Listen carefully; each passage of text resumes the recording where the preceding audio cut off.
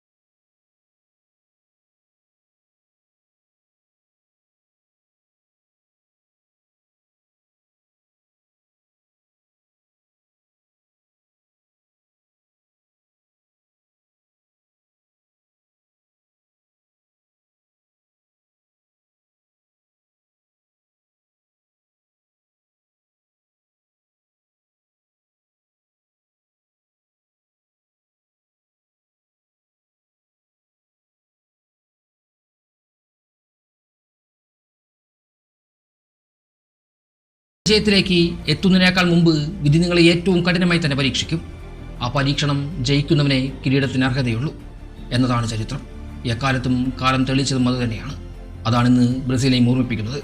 ഭയം എന്താണെന്നറിയാതെ വളർന്ന കനേറിയൻസിന് ഇതൊരു വലിയ പരീക്ഷണം തന്നെയാകും. ചരിത്രം തന്ന മോട്ടിവേഷൻ നമുക്ക് മുന്നിലുണ്ട്.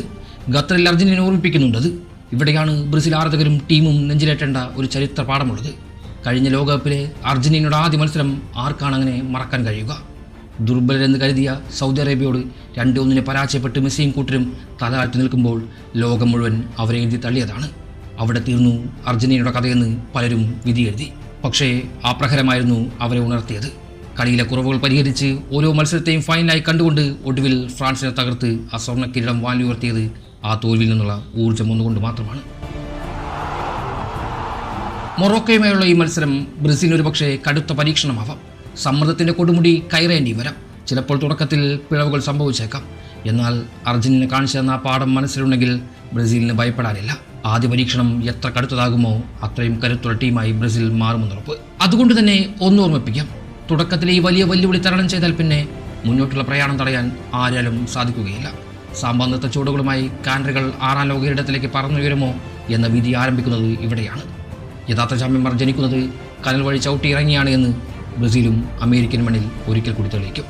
അതിലേക്ക് വിവരങ്ങളുടെ അപ്ഡേറ്റുകളിൽ സത്യമാണെങ്കിൽ ബ്രസീലിയൻ കുപ്പായമണിഞ്ഞ് നെയ്മർ കൂടി മൊറോക്കയെ നേരിടാൻ കളത്തിലുണ്ടായാൽ പിന്നെ കഥയുടെ തുടക്കവും ക്ലൈമാക്സും പ്രവചനാതീതമായിരിക്കും. ചരിത്രങ്ങൾക്കും വാഴ്ത്തുപാട്ടുകൾക്കും ഇനി വിശ്രമമാണ്.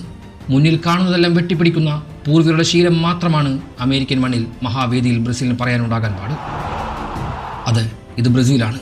ഇത്തരം കനൽ വഴികൾ താണ്ടി 5 കിരീടമുയർത്തിയ ഫുട്ബോളിൻ്റെ രാജാക്കന്മാരാണ്. അത് മറന്നുപോയവരെ ഓർമ്മിപ്പിക്കാൻ തന്നെയാണ് ഈ ഒടുക്കത്തെ വരവ്.